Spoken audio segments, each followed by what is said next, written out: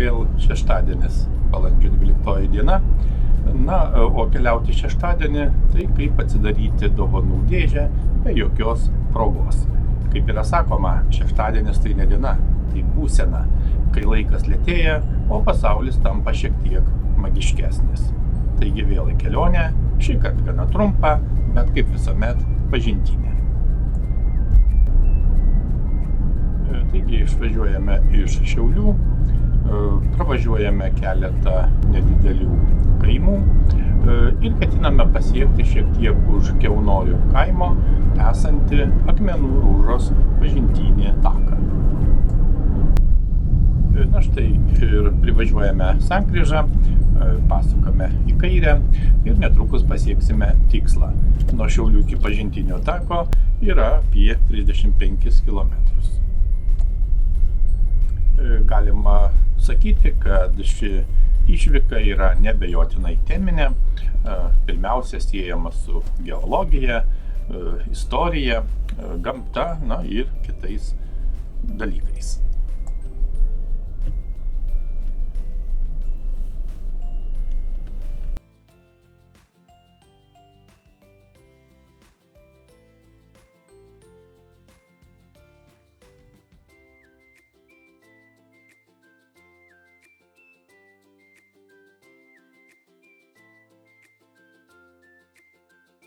Šiandien yra balandžio 12 diena, šeštadienis, na, gana graži diena, saulėta ir nėra taip ir šalta, maždaug 6-7 laipsniai šilumos.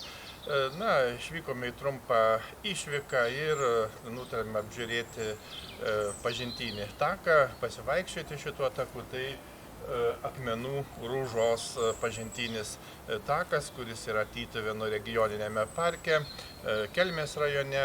Na, palyginus tai yra netoli Šiaulių, pravažiavus Kiaunorius, yra vadinamajame Kiaunorių miške. Na, apskritai šitas kraštas gana žymus įvairiais taip vadinamais akmenų ruožais.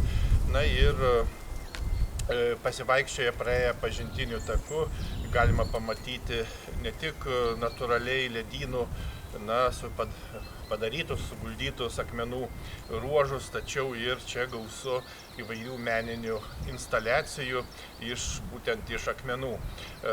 Tiek siejamų su akmens panaudojimu, tiek su mitologija, na ir apskritai su įvairiais gamtiniais reiškiniais. Taip, kad tikrai įdomu pasivaikščioti, įdomu pamatyti bundančią gamtą, iš tikrųjų praktiškai balandžio vidurys, na ir tikrai yra geras būdas pažinti, na ir tuo pačiu prasmingai praleisti laiką.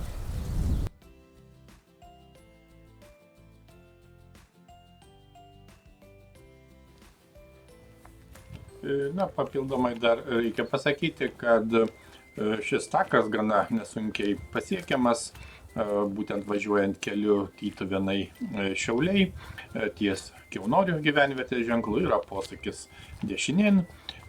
Įrengtas ženklas rodo, jog iki pažintinio tako žvyruotu keliu reikia važiuoti apie 2 km.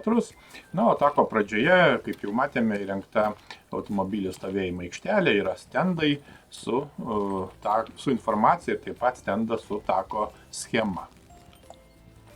Takas nėra ilgas, maždaug 1,3 km tik tai, na ir jame visas dėmesys išties skiriamas akmenims. Mokslininkai neabejoja, jog tai yra atslinkusių ir ištirpusių ledynų palikimas, kurį pažinti galima vaikščiojant šiuo taku.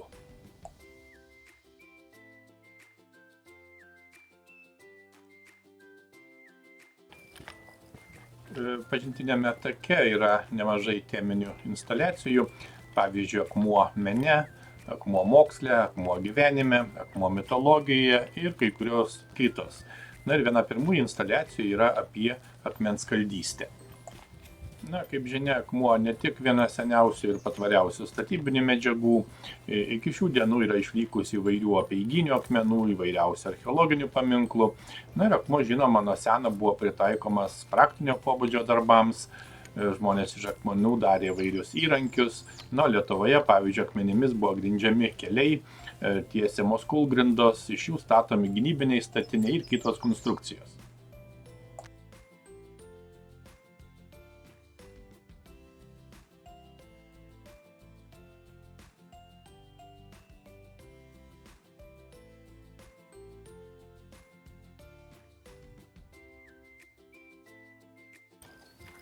Reikia taip pat pasakyti, kad akmenų rūžas arba ruožus, kaip sakome, Lietuvoje galima rasti tik Tytuvėnų regioninėme parke ir į šiaurę nuo parko link Šiaulių. Einant šiuo konkrečiai taku, išties, kaip matome, galima susidaryti vaizdą, kaip atrodo rūža, na ir žinoma pasigrožėti atskirais įdomiais akmenimis. Yra ir gana stambių riedulių, kuriuos atnešė ledynai, na ir jų kai kurių skersmuo siekia 3-4 metrus.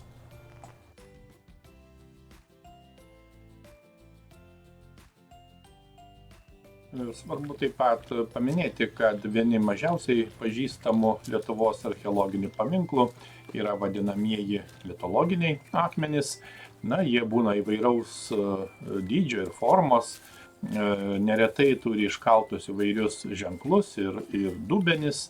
Na, išties Lietuvoje yra tikrai daugybė vietų, apie kurias sklinda įvairios legendos, būtent siejamos su mitologiniais akmenimis. Na ir šiame take tokių akmenų taip pat matome ir stende galima papildyti savo žinias apie mitologinius akmenis.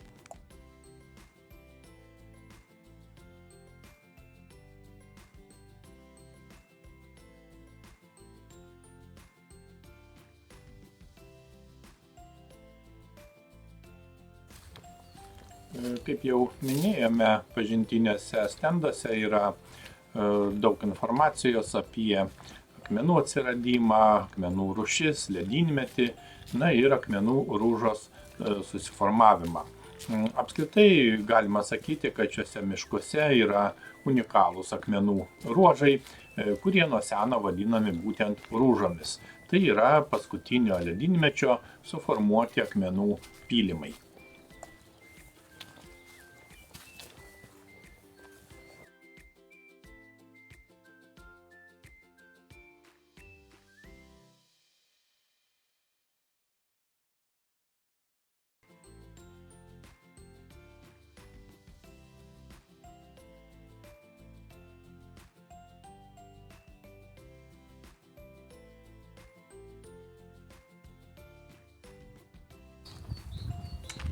Akmenų rūžų atsiradimą mokslininkai aiškina kaip besitraukiančių ledynų pėdsakus. Ledynai kartu su savim atnešė daug akmenų, išvirgdo į smėlio, tai vadinama morena. Na ir tirpstant ledynams atsirado plyšiai, į kuriuos sukritusi morena buvo veikiama galingų vandens srautų. Na ir šie srautai išplovė ir nusodino žemyn smulkesnę frakciją, viršuje palikdami tik stambesnius riedulius. Kaip jau supratome, akmenų rūžos pažintinių takų siekiama lankytojams ne tik papasakoti apie ledyno suformuotus akmenų ruožus, bet kartu pateikti informaciją apie akmens istorinę, kultūrinę, mitologinę reikšmę.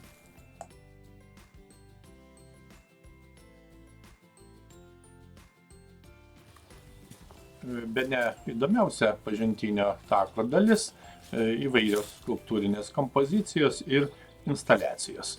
Na, gana garsus skulptoriai čia improvizavo būtent akmenų tema. Ir kaip matome, šios improvizacijos išties yra įdomios ir originalios. Tikrai yra kuo pasigrožėti ir pamatyti.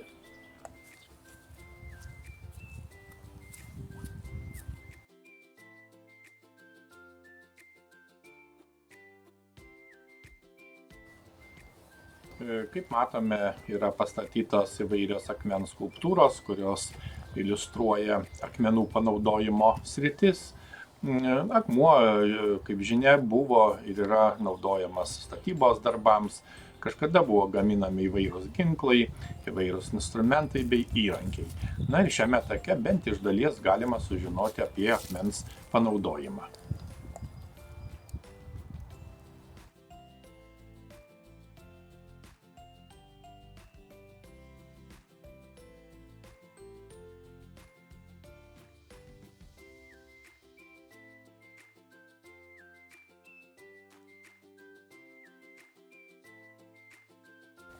Pravartu paminėti, kad šitas takas kitaip dar vadinamas Tučkinės taku. Jis beje taip pat gana įspūdinga savo ilgiu. Terasos šlaitų driekiasi net maždaug 1,5 kilometro. Na ir manoma, kad šis ruožas susiformavo prieš 10-14 tūkstančių metų, būtent paskutinėje ledynų tirpimo stadijoje. Akmenų tankis vietomis siekia net iki 30 riedulių 16 kvadratinių metrų plote. Ruožas užsibaigė smėlingų išnašų kūgiu.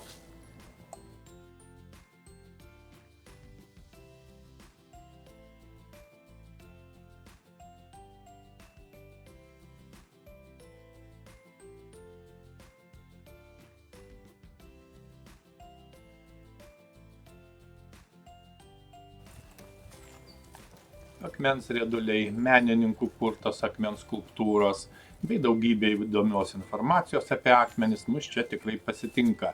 Na, tiesiog nuostabu pasivaikščioti pažįstant. Iš esmės bet kuriuo metų laiku. Na, galbūt išskyrus žiemą.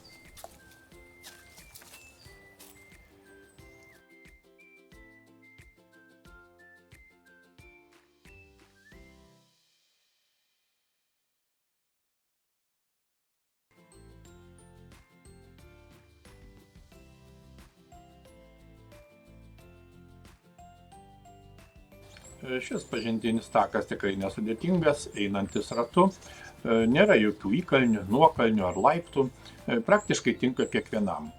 Kaip jau sakėme, tai unikalus takas. Visų pirma, išskirtinis jis yra tuo, kad driekiasi unikalioje gamtinėje vietovėje, būtent ledynmečiui traukiantis suformuotame akmenų ir molio pylime.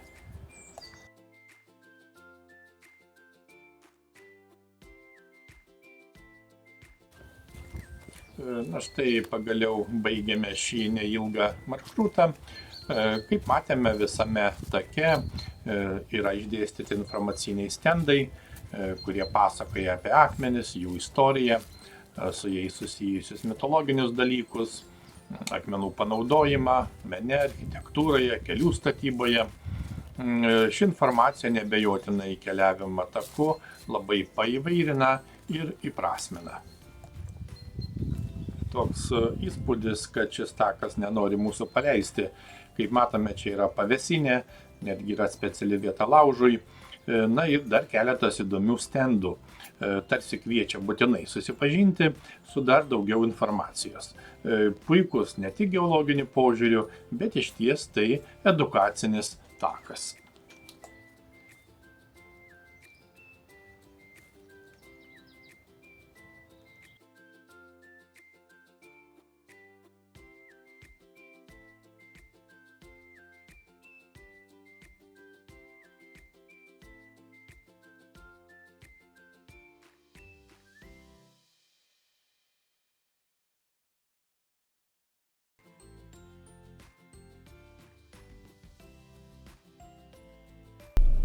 Net nepastebėjome, kaip prabėgo bene 2 valandos. Akmenų ruožos pažintinis takas tikrai vieta, kur puikiai sutarė gamta ir menas. Akmenų ruožos pažintinis takas tikrai vertas dėmesio, ne vien dėl to, kad gyvai pamatyti prieš maždaug 10 000 metų susiformavusi akmenų ruožą. Šis takas tai tikrai išsami pažintis su ištisu akmenų pasauliu. Kelionė šiuo taku yra ne tik malonus pasivaikščiojimas, bet ir gilus potyris, praturtinantis tiek protą, tiek sielą. Tai tikrai nuostabi geologijos pamoka be vadovėlių. Keliauti ir pažinti Lietuvą – tai atrasti mažą, bet nepaprastai įvairų pasaulį, kur gamta, istorija ir kultūra susipina į vieną žavingą visumą. Lietuva kaip senovinė pasaka, kurią galima skaityti tik išvykus už miesto ribų. Tad iki pasimatymo kitose kelionėse.